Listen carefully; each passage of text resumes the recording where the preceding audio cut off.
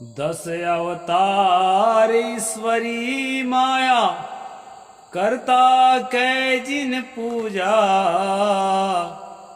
कहें कबीर सुनो हो संतो, उपजे खपे सो दूजा।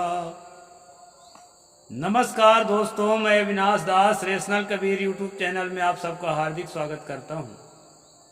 साथियों, यदि चैनल को सब्सक्राइब नहीं किए हैं, सब्सक्राइब जरूर करें, शेयर करके अपने सभी साथियों तक सभी ग्रुपों में पहुंचाएं। बेल आइकन को प्रेस करें, ऑल नोटिफिकेशन ऑन रखें ताकि हर नया अपडेट आप तक पहुंच सके। और साथियों, लाइक जरूर करें, कमेंट भी लिखें। साथियों, जैसा कि आपको मालूम है, कबीर और रामानंद इस समय का हमारा फेवरेट सब्जेक्ट है। मनुस्मृति पर भी एक स्ट्रीम करता हूं, लेकिन आज नहीं कर पाया हूं। आज केवल एक ही हो पा रहा है। मैं सदगुरु कबीर साहब की एक कविता आपके सामने दो पंक्ति रखी है, उसका अर्थ कर देता हूं, फिर आज के प्रसंग पर चलते हैं। सदगुरु कबीर साहब ने कहा, 10 अवतार ईश्वरी माया करता कै जिन पूजा। कहें कबीर सुनो हो संतो, उपजे खपे सो दूजा।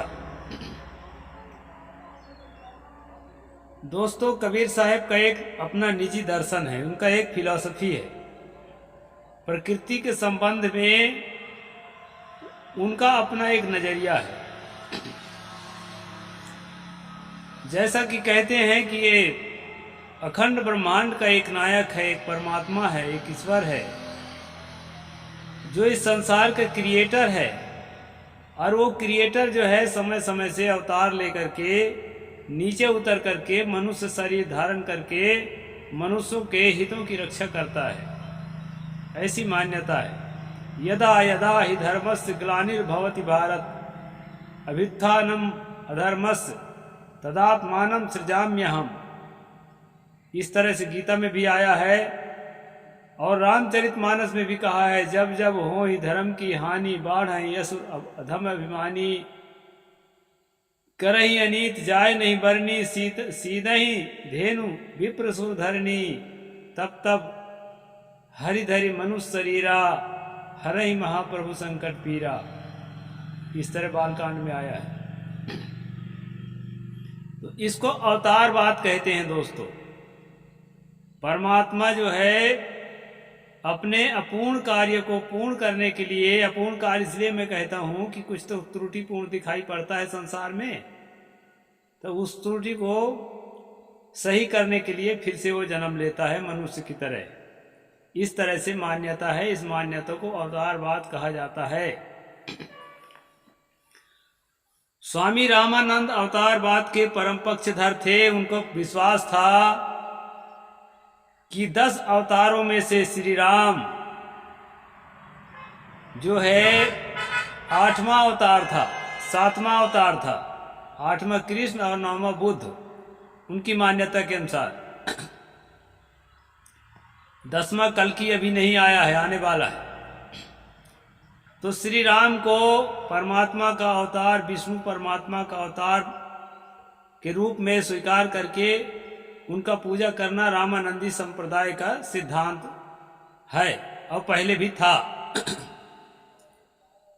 जैसा कि मान्यता है, सदगुरु कबीर साहब स्वामी रामानंद के शिष्य थे। उन्हीं से स्पिरिचुअलिटी को, आध्यात्मिकता को उन्होंने सीखा था। इसलिए इसका हम शल्य चिकित्सा करते हैं दोस्तों।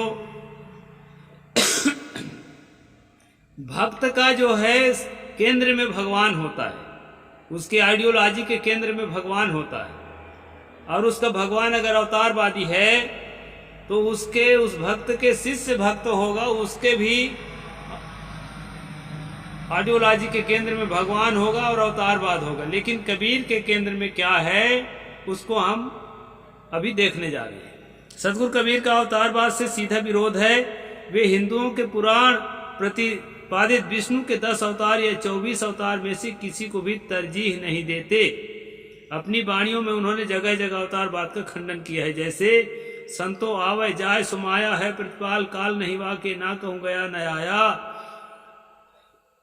इसका अर्थ इस प्रकार है दोस्तों, जो प्रकृति के नियम है, मूल प्रकृति के जो नियम है वो सदैव अचल अटल है, और वो जो है वो वैसा ही है, चाहे बिग बैंग के पहले जाओ चाहे बिग बैंग के बाद जाओ, लेकिन उसमें जो निर्धारित है तत्वों में जो गुणधर्म निर्धारित है वो वैसा ही होगा और गुणधर्मों के अनुसार ही क्रियाएं होंगी।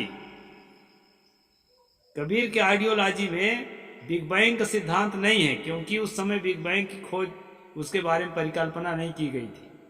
लेकिन इतना तय है कि जो प्रकृति का रूल है वही जो है परम सत्ता है प्रकृति का, वो अपने रूल के तहत ही प्रकृति चलती है। उस पर कोई उसका नियंता या कोई उसका रेगुलेटर या उसका कोई जो है कहना चाहिए कि कंट्रोलर या उसका कोई क्रिएटर, ये नहीं होता है कबीर के फिलॉसफी में। इसलिए उन्होंने कहा संतो आवे जाय सुमाया, जो चीजें आती हैं और जाती हैं वो धोखा है, अनित्य है, इसलिए धोखा है। अभी हमारा शरीर दिख रहा है, हो सकता है अगले क्षण ना दिखे, मिट्टी में मिल जाए।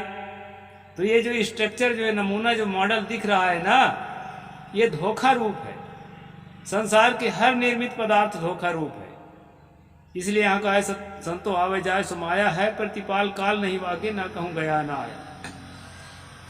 लेकिन जो वास्तव में प्रतिपाल है, मतलब प्रकृति का जो है नियमों का एक समुच्चय है, उसकी मृत्यु नहीं होती है, वो शाश्वत है। और दूसरी बात जो है, उस नियम के शाश्वत होने के साथ साथ वो न कहीं आता है न जाता है, न उसमें कोई समय होता है। समय जो है क्रिया सापेक्ष है, क्रिया के शुरुआत और क्रिया के आखिरी के बीच अगर ना हो, कोई क्रियाएं ना हो, क्रिया निरपेक्ष हो, तो समय की कल्पना कैसे करेंगे? तो समय जो है सत्य नहीं है। वो सत्य इसलिए भासता है कि क्रियाएं होती हैं, क्रिया के शुरुआत और क्रिया के अंत होती है, उन दोनों के बीच को हम समय के रूप में देखते हैं। ये कबीर की फिलॉसफी में है। और इसमें जो है किसी प्रकार के अवतार को स्वीकार नहीं किया गया है। यहाँ अवतारों का नाम लेकर के खंडन किए हैं, उसको मैं बता देता हूँ। कामक सूदन मच्छ कच्छ न होई, शंखा सुर न संघारा, है दयाल द्रोह नहीं वाके कहु कौन को मारा। वह करता नहीं बराह कहाय, धरणी धर्यो नहीं भारा, ये सब काम साहेब के नाही, झूठ कहे संसारा।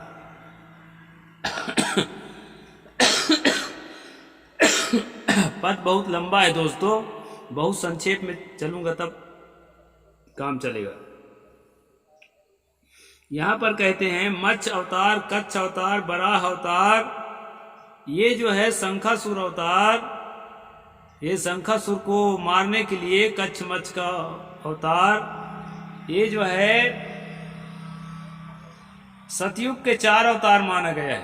मछली अवतार, कछुआ अवतार, सुअर अवतार और बराह अवतार, इस प्रकार से। तो सदगुरु कहते हैं कि ये जो है किसी शंखासुर को मारने के लिए मच्छ कच्छ के अवतार जो है, जो परम सत्ता है वो नहीं लेता है, उसको अवतार लेने की जरूरत नहीं पड़ता। और दूसरी बात, उसमें जो है क्रूरता नहीं है कि वो किसी की हत्या करने के लिए अवतार ले। यहाँ पर एक है दयाल द्रोह नहीं वाके कहु कौन को मारा। फिर कहे वह करता नहीं बराह कहाय, धरणी धर्म नहीं मारा। एक कहानी है कि धरती को मैला में डुबा दिया गया था। अब वो मैला उतना टट्टी कौन किया था, कहाँ इतने आदमी थे पता नहीं, धरती तो खत्म हो गई थी, पूरे धरती को उसी में डुबा दिया गया था हिरणाक्ष के द्वारा। तो उसको जो है सुअर रूप धर करके भगवान ने मैला से बाहर निकाला। इस तरह की कहानी है। उसी पर यहाँ कहते हैं कि वह करता नहीं बराह करा है, धरनी धर्यो नहीं भारा, ये सब काम साहेब के ना ही, झूठ कहे संसारा। जो ईश्वर है, जो परमात्मा है, जो साहेब है, जो परम सत्य है, उसका काम ये टट्टी वट्टी में जो है मैला वैला निकाल से पृथ्वी निकालना, उसमें मुंह मारना, ये काम नहीं है। तो सुअर उवर का काम है, कुत्ता उत्ता। ऐसा यहाँ पर खंडन करते हैं। खंभ फोर जो बाहर होई ताही पतीजे सब कोई, हरना कुछ न हो बिदारा सो करता नहीं होई। इस प्रकार कोई करता नहीं होता जो खंभा फोड़ करके प्रहलाद की रक्षा करने के लिए निकले। कहते हैं 52 रूप न बलि को जांचे, जो जांचे सो माया, बिना विवेक सकल जग भर में माया, जग भर माया। बलि अवतार कहते हैं कि 52 रूप धर करके और भिक्षा मांग करके 3 पग धरती मांग करके पूरे संसार को छीन लिया।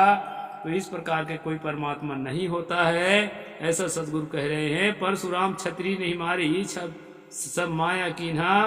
ये धोखेबाज लोग छत्री वत्री मारते थे।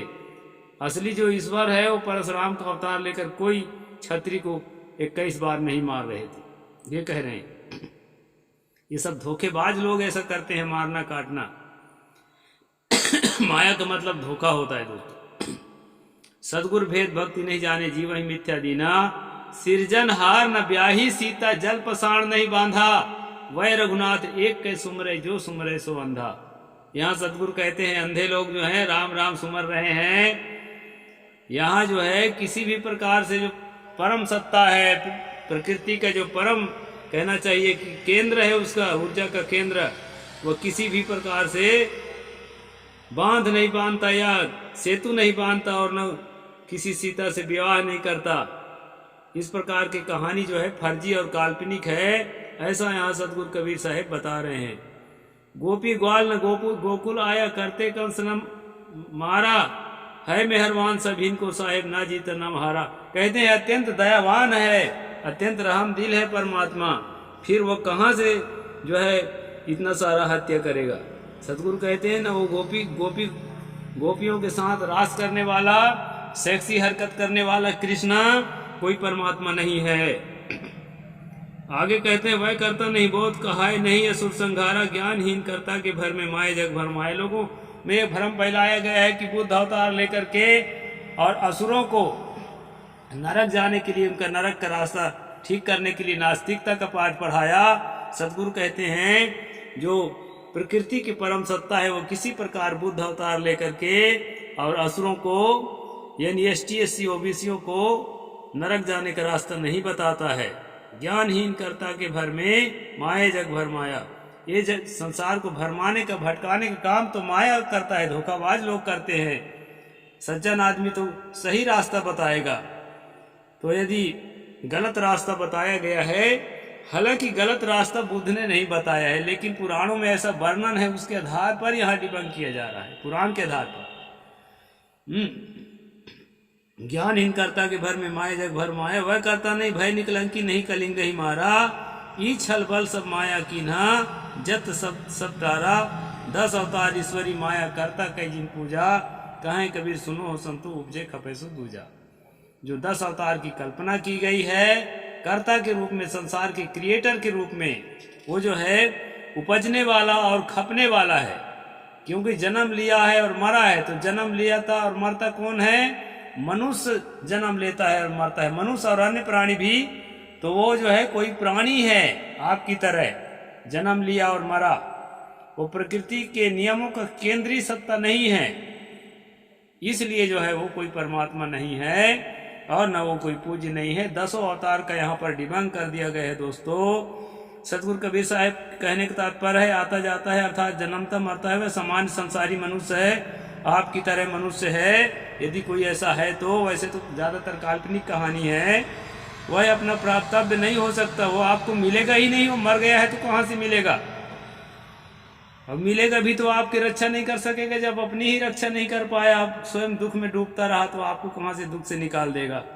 दयालु पुरुष किसी का वध नहीं कर सकता। सामूहिक नरसंहार करने वाला कभी ईश्वर नहीं हो सकता। ना तो वे किसी सीता से ब्याह किए और ना ही जल पसाण का बंधन किए।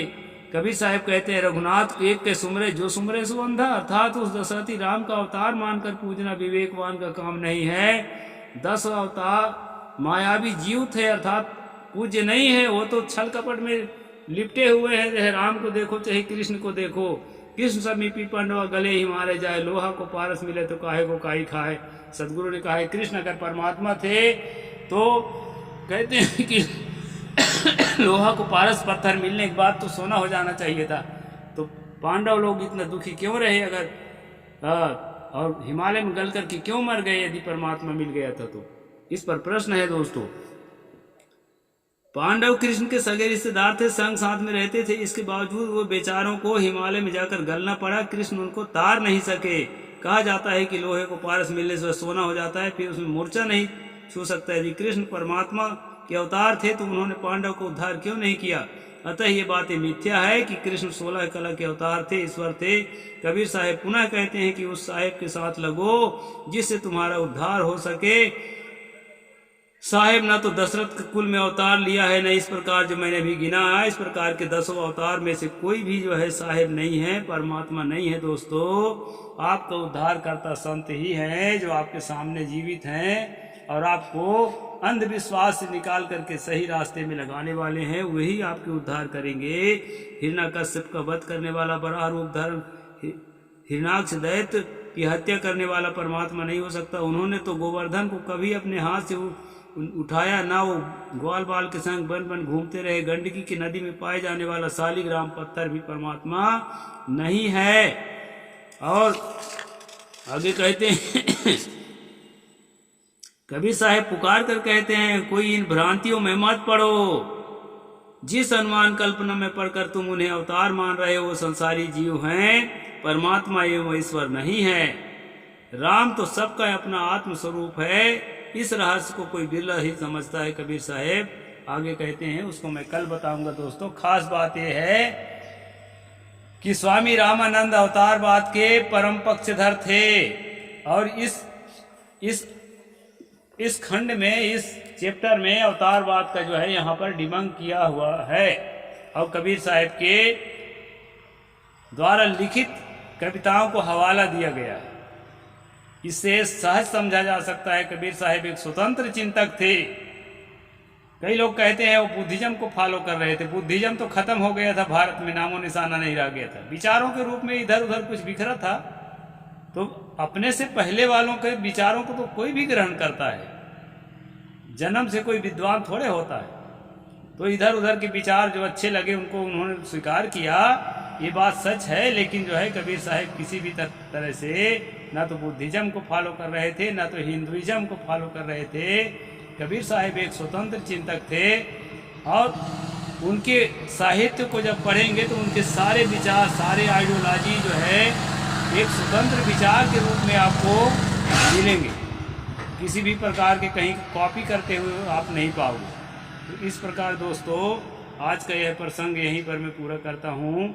साहेब बंदगी, जय जोहार, जय भीम, जय भारत।